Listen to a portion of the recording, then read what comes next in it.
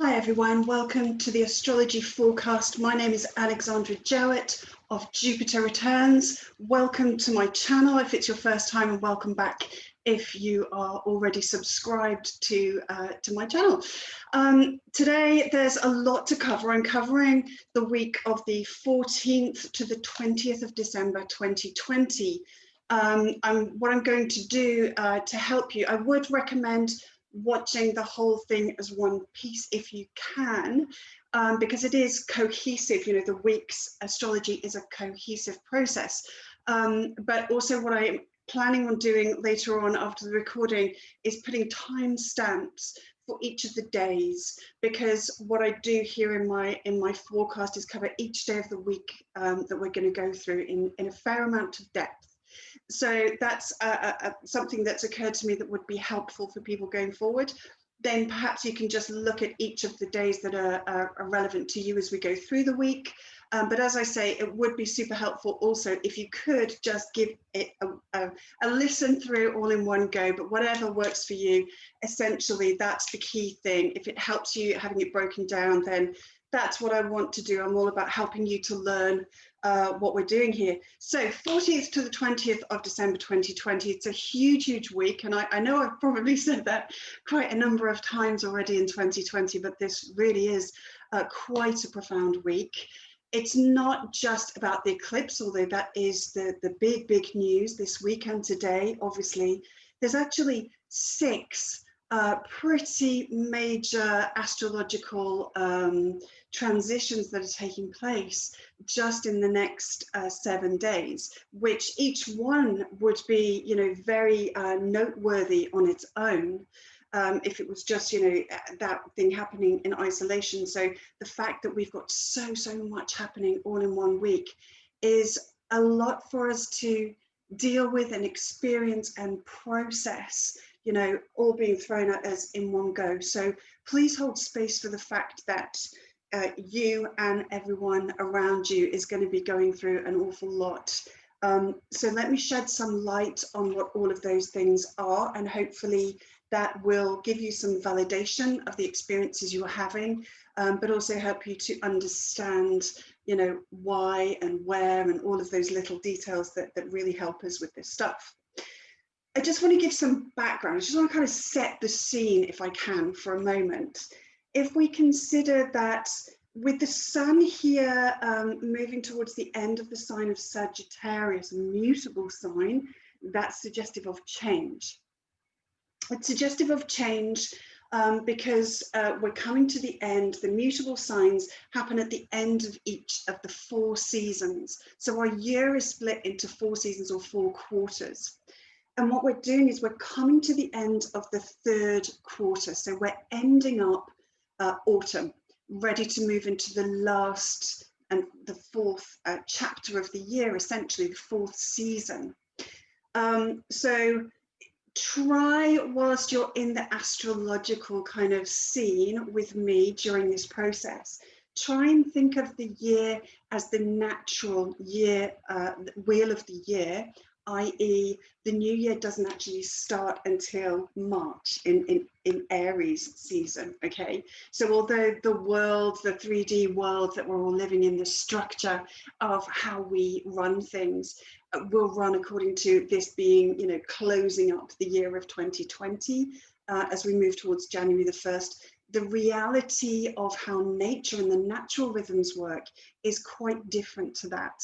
And actually what we're doing now is we're coming to the end of autumn. And what that means, if we liken that a little bit to the lunar cycle, it's what we've been going through since the sun ingressed Libra at the equinox, the autumn equinox.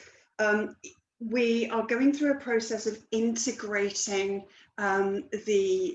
what we've been shown through the height of the year, through the busy part of the year. So, you know, 2020, what's been thrown at us, and we've been just kind of like coming to terms with that, making sense of that. And as we approach, it's kind of like the last quarter square moon phase of the year. Essentially, this is the point where we have to make that decision about, you know, what is good? What have we taken? What's nourished us in this year?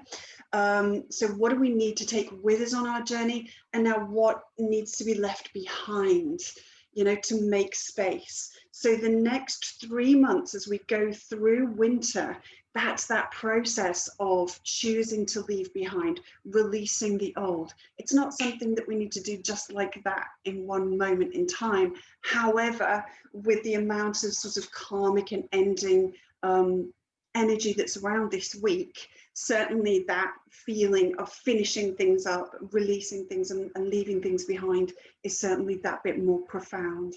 But essentially it is a process that's going to take us 3 months as we move into the next astrological year at the vernal equinox in spring. So yeah, we're just entering the beginning of that phase. The other thing to really bear in mind that's very profound in the background right now is that we have the nodes of the moon. So the North Node in Sagittarius, the South Node in Gemini, these are the guys that create our eclipses, okay? When we have new moons and full moons in close proximity to the lunar nodes of the moon, then what we have is an eclipse. So they are always in opposition to each other. But quite a profound feature of the time that we're in now is that they are in an applying square, or that's creating actually a T-square, a rogue sextile. This T-square is basically saying that our nodes, so the destined, fated forward momentum of the North Node and the karmic releasing ending of the South Node, this is, sorry, that's the wrong way round. It's the South Node in Sagittarius, that karmic ending release point, and the North Node in Gemini, I beg your pardon. They're in square to Neptune at this point in time. That's an aspect that's going to go exact deep into January in about a month's time, January the 26th, and will be with us for some time afterwards as well. Essentially what this is doing is it's making the energy of Neptune a challenge to this process that we're in of deciphering where we've got to on our journey of our destiny. What did we come here to do? You know, these fated points, the lunar nodes really are all about, you know, the soul's journey. How are we trying to evolve as a soul that goes beyond this particular lifetime or this incarnation, be that individually or be that collectively? And so when the nodes make a challenging aspect like this to a planet, it's really saying this is a very key focus right now in terms of deciphering how we move forwards, what we take with us and what we leave behind. Now, Neptune in a hard aspect like this can bring quite a profound sense of confusion. If you imagine, it's like being under the influence of something that takes us into an altered state of consciousness, be that drugs or alcohol or meditation or prayer or, you know, anything really that just kind of takes us out of the clear, solid, tangible, concrete kind of reality, and it blurs our sense of reality. It blurs, you know, how we see our way forward. So please hold space for the fact that that's going on in the background as we move through this final season of the year as well. So although there's a lot of endings and beginnings and this great reset and all of these wonderful things that are happening, in the background, there is going to be a pervasive sense of, you know, a lack of clarity, a lack of really being able to decipher precisely what is the right thing and what is the wrong thing. You know, everything feels a little bit fuzzy and confused for people. So I just wanted to point that out because it's really quite important. And there's a lot more to say about the nodes in square to, just trying to find my glasses. don't know where I've put them. Oh well, I'll do it blind, half blind. Neptune. So yeah, this is in the background. It is very relevant, but that's just a very brief kind of brush over, you know, what's been going on with that, and how that's going to pull through right now. The energy of Neptune is one of forgiveness. It's one of, you know, the most highest and unconditional form of love. It's spiritual, it's egoless. You know, so we're trying to find our way forward. It's the collective. It's where everybody kind of, everyone's energy meets and becomes one, essentially. So this is going to be a really, really big factor into the considerations. So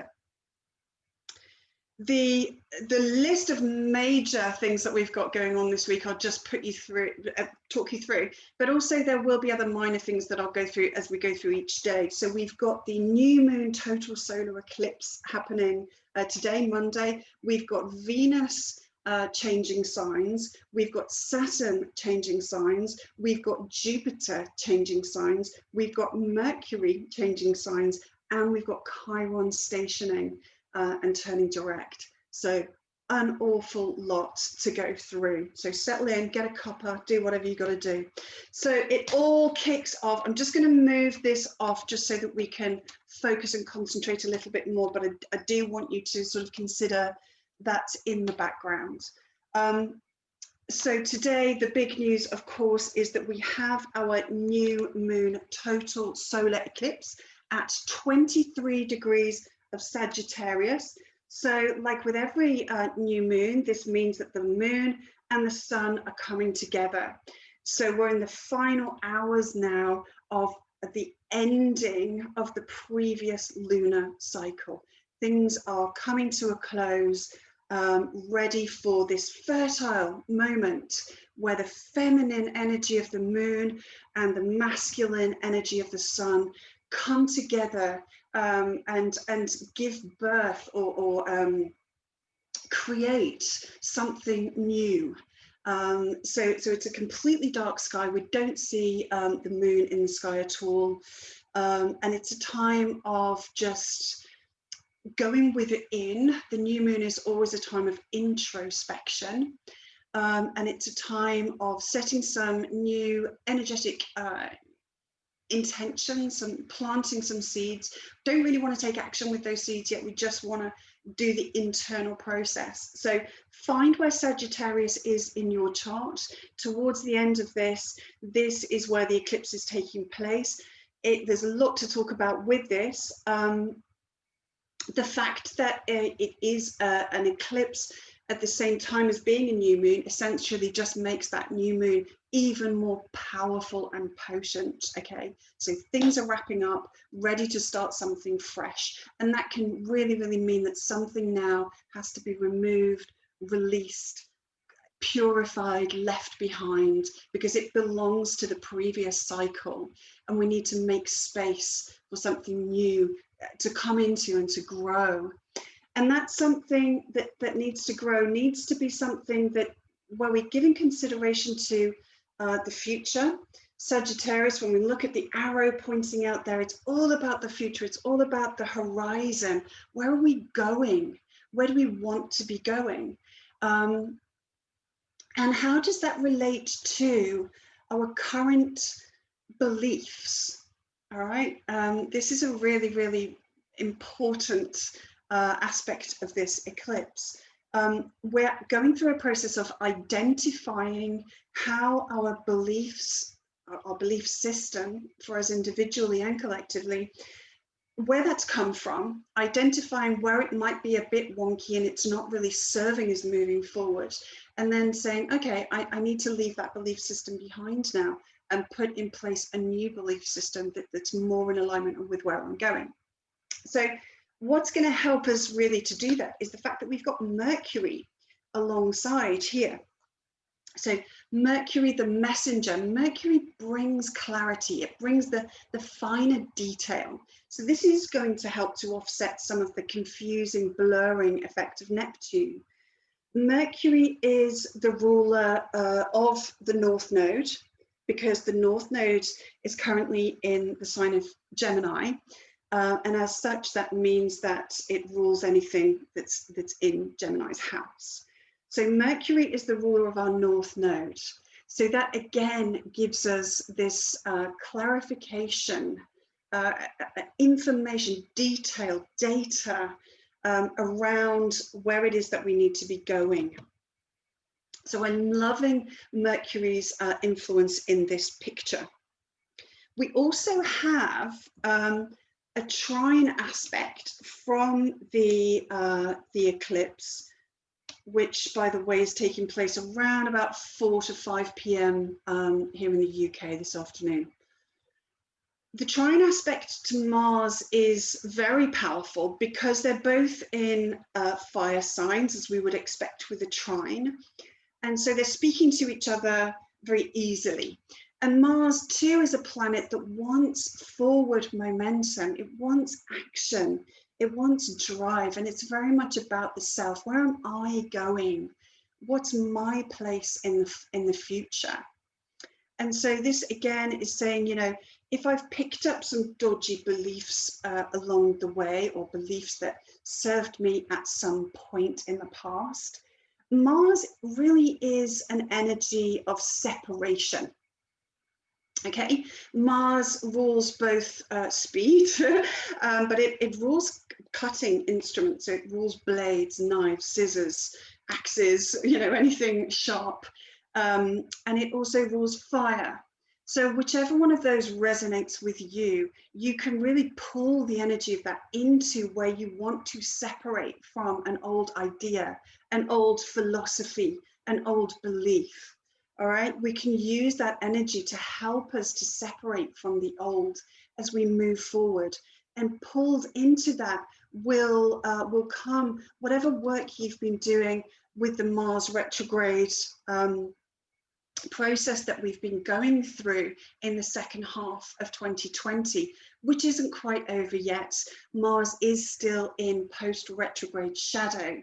So this is an important phase where the work that we've done of recrafting our relationship to our own assertion, our own will, our own power, you know, our mojo in life, how we are going to be a hero for ourselves, how we are going to be a warrior and defend ourselves, and go out and get what we want in the world.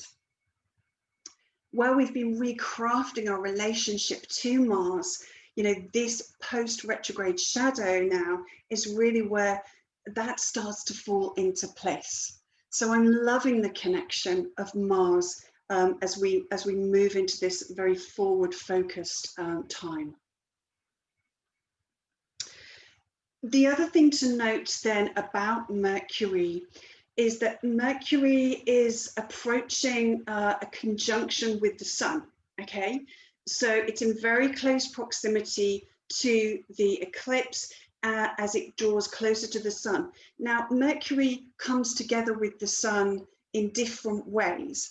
Two different kinds of conjunctions with Mercury. There's something that's called the inferior or interior conjunction and the superior or exterior conjunction. I won't go into too much technical detail, but what we're going through right now is the superior conjunction, and that's kind of like if Mercury was having its full moon. So this means that Mercury's messages, what Mercury has been working on since the new Mercury cycle started, is really, it's like it's full moon, it's shining bright, you know, these epiphanies and profound moments of understanding can really, really find us when we have the superior conjunction. And the fact that it's the ruler of our North Node is really important. So this is a powerful time of really coming to understand and appreciate where we need to purify and cleanse, because Mercury really is a purifying energy.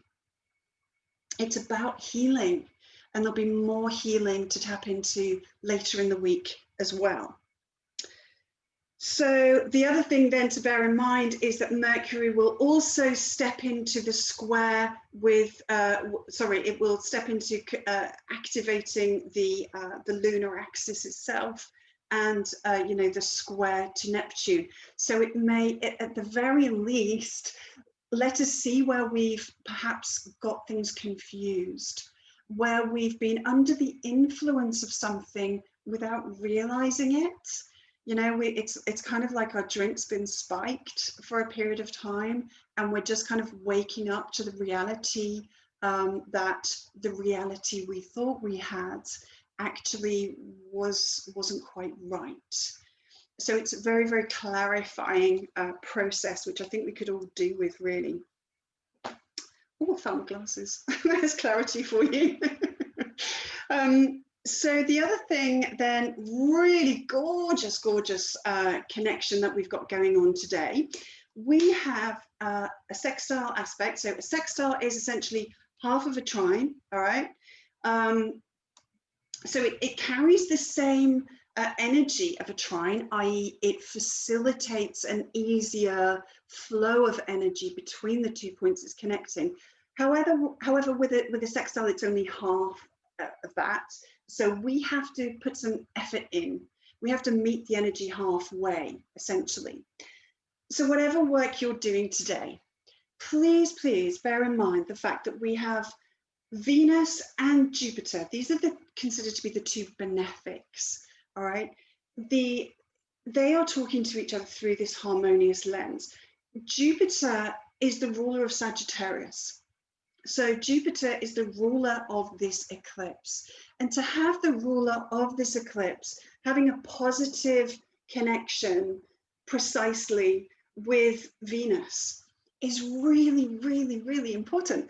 It's bringing in where we can move into our future with more love, with more pleasure, with more sweetness and softness, with more connection to the things that we really truly value. And let's take into account the fact that Venus is in the sign of Scorpio right now.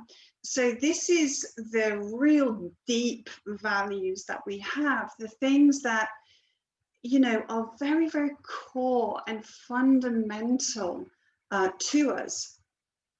Sometimes things that are even hidden from us, as we have all these layers on the top of us that we think are important to us.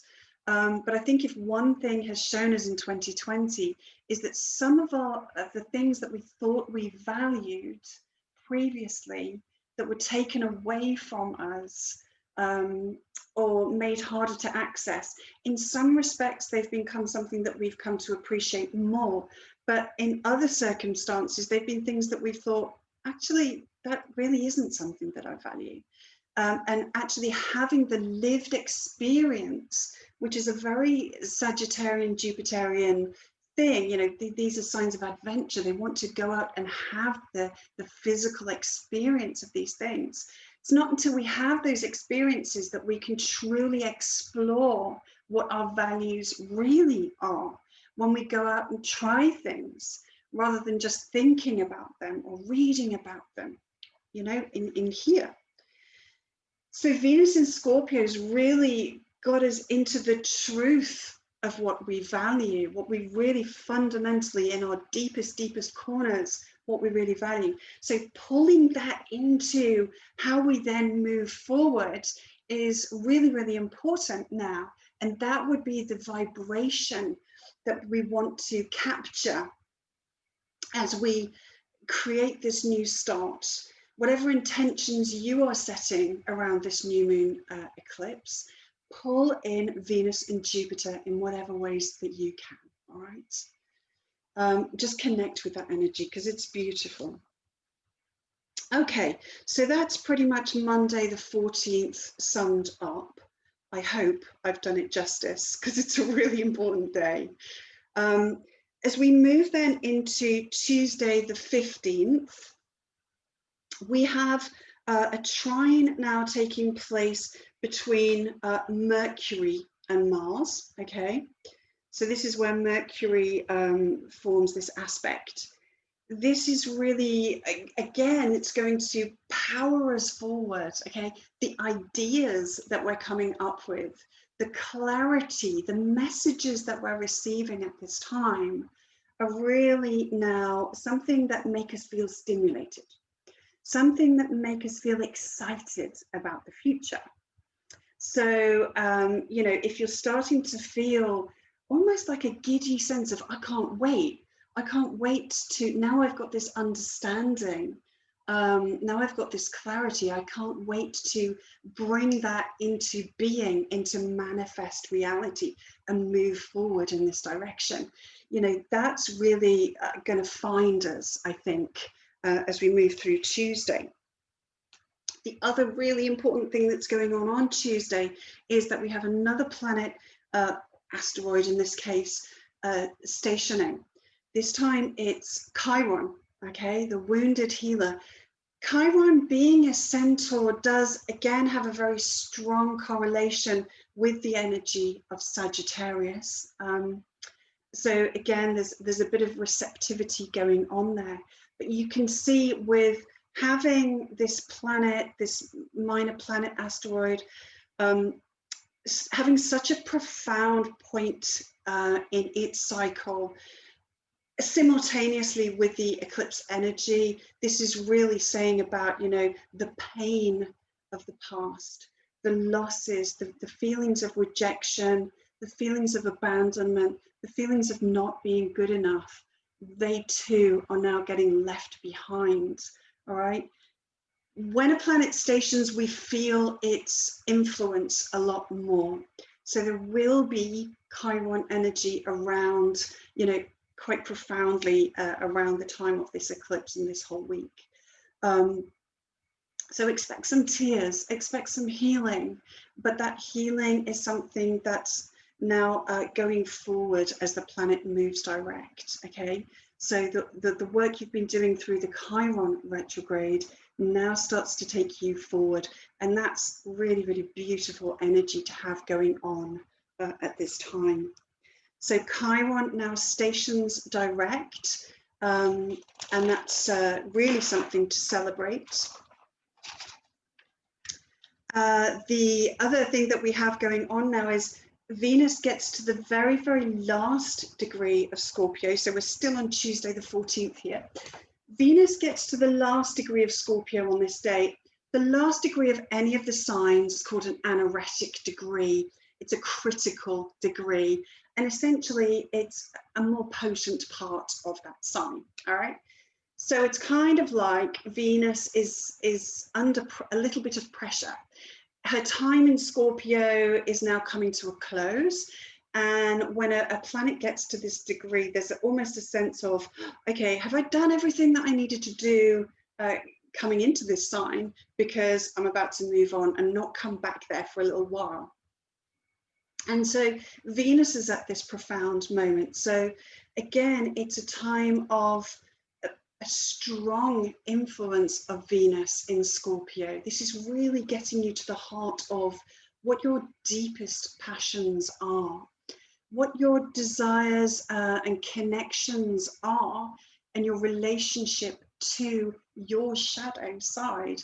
Where has that been showing up in this bigger scene of what we've got going on here? Again, this might give you some clarity about some of the beliefs and programming that now need to be left behind. Venus, it's a very, very passionate time. Venus in Scorpio is quite intense, it's quite passionate, it wants the most profound, deepest level of intimacy. Scorpio is all about intimacy. It wants to explore things right to the very, very heart of a matter. She's not really interested in what's going on the surface level here. You know, what does our relationship look like? How is the kind of mundane day-to-day stuff going on? This is more like what's going on with the deep stuff, the stuff that we try and gloss over, essentially. So she's going to be pulling us into the heart of those issues. And what's happening is she's creating a sextile aspect now to Saturn. Interestingly enough, Saturn is also at the last degree as well. So we have both of these planets at critical degrees, both of them at the 29th degree of the sign they're occupying. Saturn at the 29th degree of Capricorn is bringing to a close the work that he has been doing there as well. So wherever Saturn has been transiting in your chart since 2017, that work is now coming to a close. And that can often give us, this push or rush to close matters up, to make sure, have I done all the work that I set out to do here? So things can like come up really quick that are just giving us that final dose of whatever Saturn was doing in your chart as it moved through Capricorn. So you might just get one final hit of that just to make sure, have you owned what's going on here? Have you done the work with it? Have you taken responsibility fully in this area of your life? Have you kind of met the hard work squarely and taken it on board? Because Saturn does give us hard work. So we can see now it's a karmic time. It's a time of all the issues that have been worked on at this time are now coming to a close. And so we can see a flood of events happening where it's all about, this is done now. It's time to move on. So the results essentially of what are coming through thick and fast now. So again, with these guys connecting like this, it's really all about bringing up, the final results of the work that you've been doing on your core values. And it can make us feel quite serious. Saturn is a serious energy. So when Saturn is in aspect to Venus like this, we can feel quite serious about Venusian matters. They are love, relationship, connection, any kind of connection. And when I say relationship, I don't just mean our romantic relationship. I mean all of our relationships with other people, but our relationships with ourselves, our relationships with our life, our relationship to our own personal growth. Any kind of connection is a Venusian thing. Venus also rules beauty, creativity, money, finances, and our values. So this is a time when we're being encouraged to take those matters quite seriously and to commit. Saturn wants things to last. Saturn wants things to really be strong, all right, and enduring and tangible. And tenacious, sorry.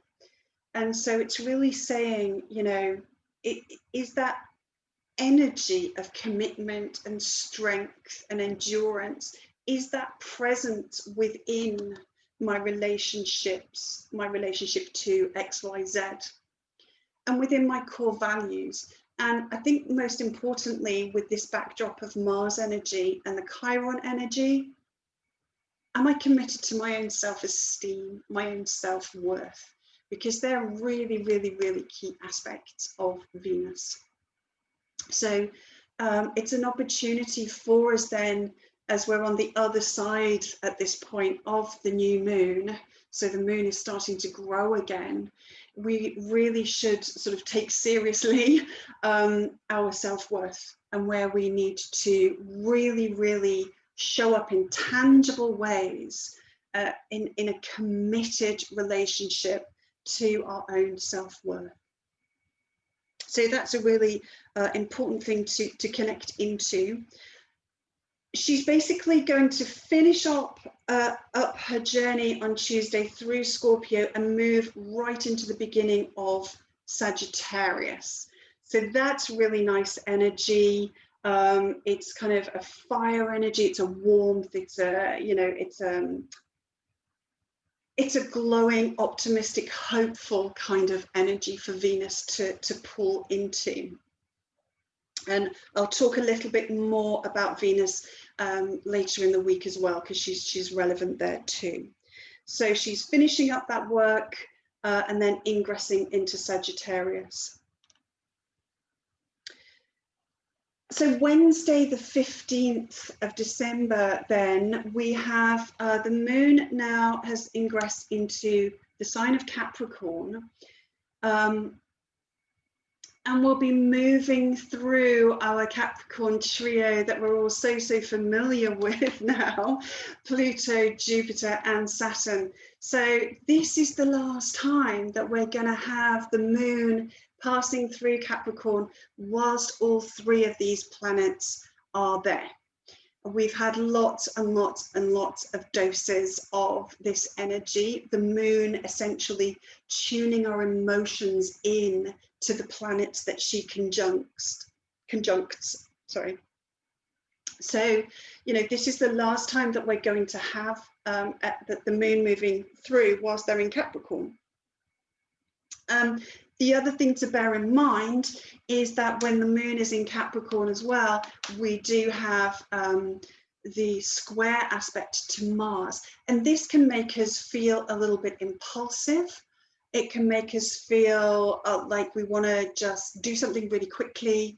But I would just urge on the side of a little bit of caution when the moon and Mars are in square aspect to each other, and just consider the fact that, you know, it's likely you're not going to feel the same way as tomorrow as you do today, because it's such fast moving energy. So it's not a time to be making rash and impulsive decisions at this time. It could be a little bit heavy though that day because of the connection that the moon, I mean the moon in Capricorn anyway, being a Saturnian sign, isn't much fun anyway.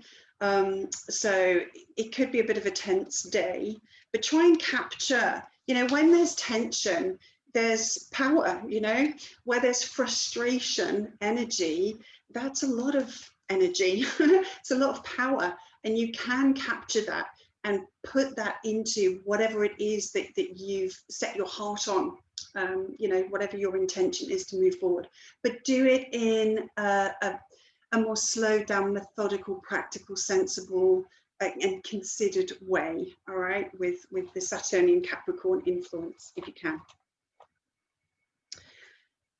Big day on Thursday the 17th of December 2020, and we have Saturn ingressing Aquarius. So Saturn has now completed the work that Saturn set out to do in Capricorn, and is now really starting a whole new journey.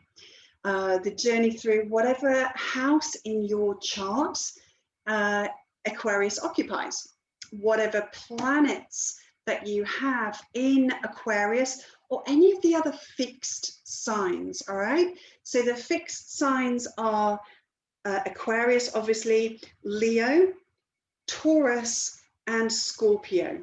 So these are the signs that are going to feel most strongly the effect of Saturn over the next few years while Saturn transits. So there's a couple, this actually happens at 4 a.m. So it's going to be a process that's overnight. So as we wake up on Thursday, Saturn's already going to be there, okay? So we've already had a little bit of a taster of this, because earlier on in 2020, Saturn actually dipped into Aquarius and then retrograded back. So we've had essentially like a trailer to the main film. We've had a bit of a taster. So do, if you keep a journal, or if you can just think back, you know, what was going on when Saturn first ingressed Aquarius. Now, the dates for this was April the 7th till July the 1st. So here in the UK, this was the time when we had the commencement of the lockdown, all right? So Saturn tends to inhibit things. It's a restrictive and contracting energy. It wants to create blockages and sort of boundaries to things, limitations. It's kind of the rules and authorities, all right? So when we consider that Aquarius is the society, the tribe, the community that we're living in, and it's a sign that being co-ruled by Uranus, it loves nothing more than freedom and space. So Saturn ingressing here, we saw the commencement of lockdown here in the UK. And so that is a kind of a forerunner of what we can expect more of. You know, I don't think it will be quite the same though. And here's why. Back when Saturn ingressed Aquarius, it happened alongside Mars, all right? So this was the combination of two, what we consider to be malefic energies. So Mars's influence really was making this quite sharp, quite brutal, and quite fast and quite aggressive. We went in quite aggressively, in quite a rash way. And certainly, you know, there did seem to be not an awful lot of thought out and considered sense around some of the rules that were put in place at that time. I was just thinking a couple of days ago on the beach, thinking back to this time, I was creating a mandala on the beach, and I was actually approached by one of the authorities who told me off because you couldn't be stationary on the beach for more than 10 minutes at a time. Seems like forever ago now. And it just made absolutely no sense. I was completely on my own. There was no one else around me. I was outside in the fresh air. So there's just absolutely no consideration, which is a Saturnian thing, no practical sense to this at all. So with this ingress, Mars isn't there, you know, Mars is not present. And so that's going to change things. We also have the benefit of time. We've gone through a learning curve with this. So, you know, don't expect, you know, a repeat of that, but there will be a continuation of those themes, and whatever themes were opened up for you as Saturn moved into that area of your chart as well. So think back, there might be some clues as to what was going on, and expect sort of like a diluted down, a less punchy version, but something that's going to be a longer term project, essentially, around coming to terms with the limitations and rules and regulations and inhibitions to our freedom. I've recently run a Zoom class specifically looking at the Great Conjunction, which of course I'll talk more about on my forecast, which is when Jupiter and Saturn come together in Aquarius. That's taking place on the solstice next week. If you weren't aware of that, or you weren't able to join it, the recording of that is available to download on my website in the shop. So do download that. It's only £12. There's over 2 hours of very thorough material that goes very deep into the archetype of Saturn, the archetype of Jupiter, the archetype of Aquarius, how it all fits together. So do check that out if you can. That's going to give you an awful lot more detail than I can cover just in the forecast. So bear in mind, we have had this preview. Saturn is going to be in the sign of Aquarius until 2023. And this is quite pivotal, because what happens when Saturn has finished the journey through Aquarius is that Pluto, slowest planet we have, the one that creates the deepest, most profound changes that we all experience in our life, Pluto ingresses Aquarius at that time. Now, wherever Pluto is transiting, and particularly when it ingresses a sign, this is where we see big crisis that usually brings about a massive transformation. All right, it's the death and rebirth process. So the way I am looking at Saturn's journey through Aquarius, considering this factor that in 2023 Pluto ingresses, this is laying the foundation. You know, Saturn is that solid platform, all right? And so bear that in mind right now. What is the foundation that you want to lay in your life for Pluto to come along and work from, essentially. And collectively, largely unconsciously, unfortunately, this is what we're going to be doing. All right, so we are, I mean, there's a lot of talk right now about moving into the age of Aquarius. And, you know, ages are huge periods of time. The transition from one age to another happens over many years. And so there isn't this precise moment where there is this, you know, shift from the age of Pisces into the age of Aquarius. But certainly I think as Saturn leaves Aquarius for Pisces and Pluto then moves in, that's going to be quite a big part of the puzzle, of the picture. So we're starting that work, essentially. That's the way to look at it. We're starting that process. We're laying the foundation stones for that to happen.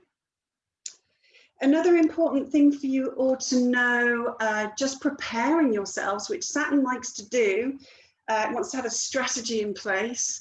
The retrograde of Saturn this year is going to take place between the degrees of 6 and 13. So anything that you have between 6 and 13 degrees of Aquarius or the other fixed signs, as I mentioned earlier, that's what's going to be experiencing the retrograde. All right, that's going to be taking place between May and October, and the shadows will be either side. Obviously, I'll be able to talk to you about that more at the time, but if you're just kind of looking ahead and planning out how is Saturn in Aquarius going to look for me, take that into account. One of the things that's a real predominant feature of the astrology of 2021 that we're moving into is going to be the connection from Saturn and Jupiter down to Uranus in fixed sign Taurus. That's going to be a square aspect because these signs square each other. So this is going to be the freedom-loving, rebellious energy of Uranus that's progressive and wants to move forward versus the restrictive, tradition-loving Saturn. These two are going to be at loggerheads, essentially. So consider that into the context as well. Moving then on to Friday, the 18th of December, we now have some lovely energy to connect to. We have a trine from Venus now in hopeful, optimistic Sagittarius, and Chiron, that's this newly a direct, moving, healing, teaching, wise planet, mini planet, whatever we want to call it. we largely treat it as a planet now, essentially, in astrology, in modern day astrology. So that work that we've been doing earlier in the week with Venus, particularly with the Venus connection to Jupiter, now she's in Jupiter's sign. That's beautiful. So harmonious energy flow, the work that we've done on our self-esteem, understanding, you know, where our beliefs that we've been holding on to have been perhaps holding that back. Really, these two are speaking to each other so easily. We don't need to do any work. We can almost just sit back and allow this very, very beautiful and blessed healing flow of energy to find us, to reach us. So that's absolutely gorgeous energy. Friday is the day of Venus. It's ladies' night. Venus rules Friday, so to be having this happening on her day again makes it just that little bit more special. So love Friday, absolutely love it. That's been building up, you know, since the ingress of Venus into Sagittarius, but this is when it perfects.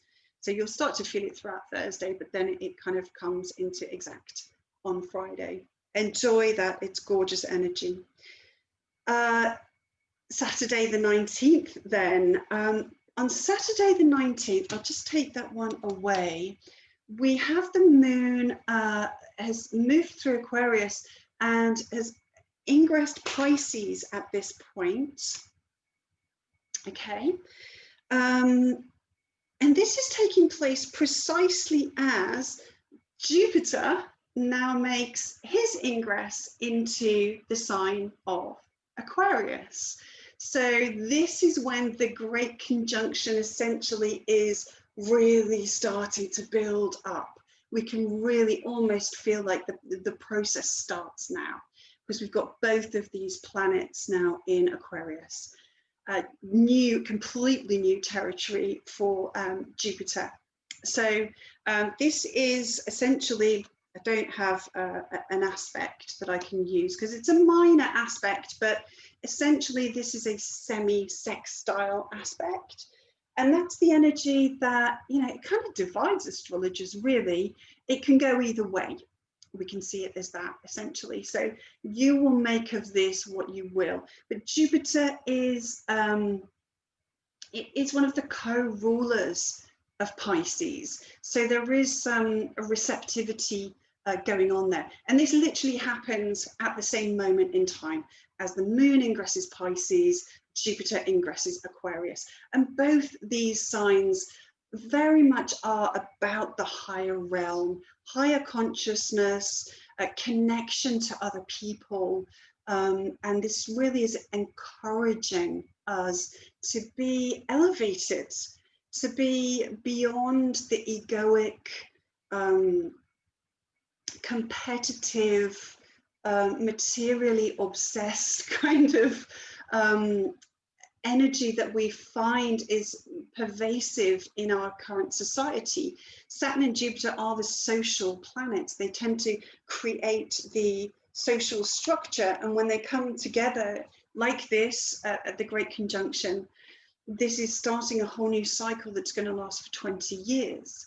So the fact that I think Moon is having this connection at this time, I think is very relevant, and it's going to help to tune us into that Piscean vibe of, being connected to everyone else. And what that means, what's good about that, and what's not so good about that, and therefore how do we need to shape society so that there's more good in that for everyone.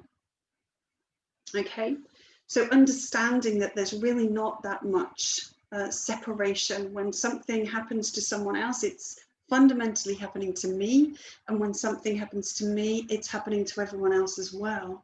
We're all drinking from the same pool of water, and we're all contributing into that same pool of water as well. So it's in our interests to ensure that other people are as elevated as they can be. And part of our responsibility, which is a Saturnian thing, is that what we're contributing and what we are doing for ourselves is also bringing us into our highest vibration as well, because we're also interconnected. So let's see what else is going on then. Yes, I've got here, so we've got Jupiter in Aquarius then. The Jupiter ingress into Aquarius, this is going to, Jupiter's going to be in this part of the chart until the 30th of December this year. So Jupiter brings expansion, Jupiter brings opportunities, Jupiter brings hope and positivity and optimism. So whatever part of your chart Aquarius occupies, this is where you can expect to see expansion of some areas of your life. Again, do check out that Zoom class if it's of interest to you, to understand the interplay of energies between Jupiter and Saturn. But Jupiter, being the faster moving planet, is going to kind of separate from Saturn and be a little bit more independent. So we'll be able to feel the energy of Jupiter just as a kind of an isolated energy more as it moves away from Saturn. The other thing to appreciate is that Jupiter is going to also go retrograde.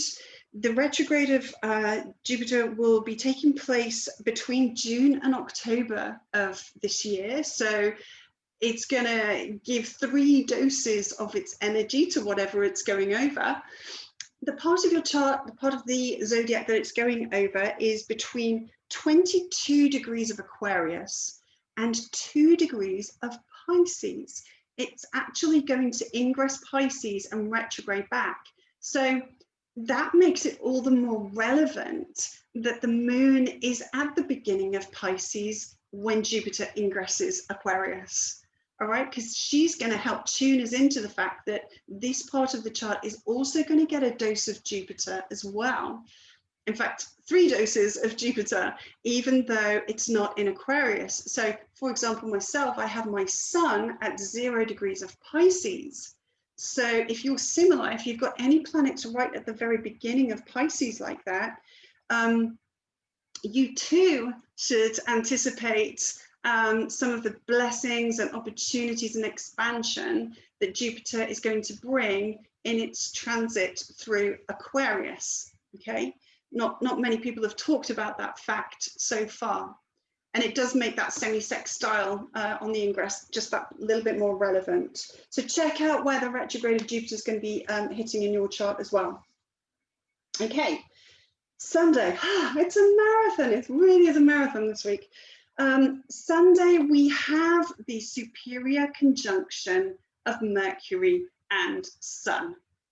All right, so this is that full moon of Mercury point in our charts. And this is going to be happening as the moon meets up with Neptune.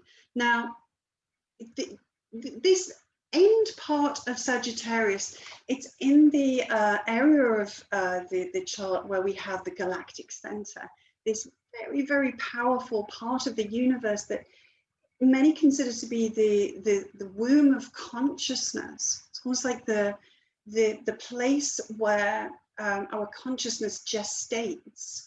There's lots and lots of different theories about the galactic center, but it's a very, very powerful place, a place of vision. You know, we see people with placements around the galactic center as being real visionary people and very much concerned with truth and exposing truth. So it's wonderful that we have the superior conjunction taking place around that area of the chart, but also as the moon is going over Neptune, because Neptune again is taking us out of the limits of our consciousness, our day-to-day reality as we see it, and pulling us into that kind of holographic nature of the universe. It's taking us beyond the limits of the known and understood. And I think these two, you know, particularly as they're immutable signs, you know, being the signs of change, it's really going to help us to see things in a different way. Neptune is all about our view. It's all about the lens, the focus. And so the visionary aspect of Sag with Neptune, this really could be seeing things in a very, very different way. A wonderful time, I think, to put into anything that you're doing creatively, any creative projects, but specifically if you're working with the arts, if you're doing something where we get into the flow state, all right, where we just get out of our own way, get completely absorbed in the creative process that we're taking part in, and then just allow these energies just to flow through us. You could really produce something quite magnificent, I think, at this time. We also have at that point, like there's not enough already, Pluto seems really lonely in Capricorn now after having so many companions for so long. But help is on the way, because Mercury is then going to ingress into the sign of Capricorn. And what that's doing then is it's pulling these ideas and these visions and this understanding through into a cardinal sign. Capricorn is a sign that wants to start something. It wants to initiate something. And what it wants to initiate is something very solid and real and tangible, because it's an earth sign. So this is really pulling our visions through and saying, okay, you know, like, let's make this happen. Let's do this for real. So try and sort of consider that that's kind of the next step of Mercury after the superior conjunction. on that day. So that's about all I've got for you. Sorry, it's not much. It seems a silly thing to say. We are obviously on Sunday really pulling into the grand conjunction. That's when the conjunction between Jupiter and Saturn becomes exact. It's also the winter solstice. I'll be here to talk to you about that and to really go into some depth with it. I'm actually hoping to be live streaming from a location, hopefully on the morning of the solstice and at the grand conjunction, which happens later on in the day. And I'm going to be practicing something that you might want to join with me in doing, a drumming practice. If you want more information about that, I'll be posting it up on my Facebook page in the coming days. It's going to be obviously completely free. Just join in with me. Anyone can do it. It's just a way of aligning with the energies that are happening and acknowledging and validating the sacredness of this moment in time, because it really is very special. And what I can tell you is the work that you're doing this week in aligning with these energies, even if all that means is just listening to what I've got to say to you today, that is aligning with it. As soon as you become conscious of something, it changes it, you know, so just hearing this has already changed something. Whatever way you're aligning with this, however you're working with it, really is something that is going to carry through into the Great Conjunction and therefore have a massive effect for many years to come. So I would really encourage you to do that. One of the things that Aquarius rules is astrology. And I'm really hoping that as a society, there is a greater acceptance and thirst for knowledge about astrology and the ways in which it really can enhance your life and the life of everyone if we learn about it. So I would very much encourage you, if possible, to support my work in bringing that information to people. And you can do that absolutely for free, literally just by making sure that you like my videos and my posts on other social media, share them with other people, leave a comment if you can, because that helps. We're working with an algorithm, and trust me, in the Aquarian digital realm, the algorithm is king. So if we can work with the algorithm needs you to interact digitally. It just needs a little click on the like, it needs a comment, it needs that kind of thing. Subscribe to my channel if you can, if you're interested, and hit the little bell, because that's going to give you a notification of when I put up new videos.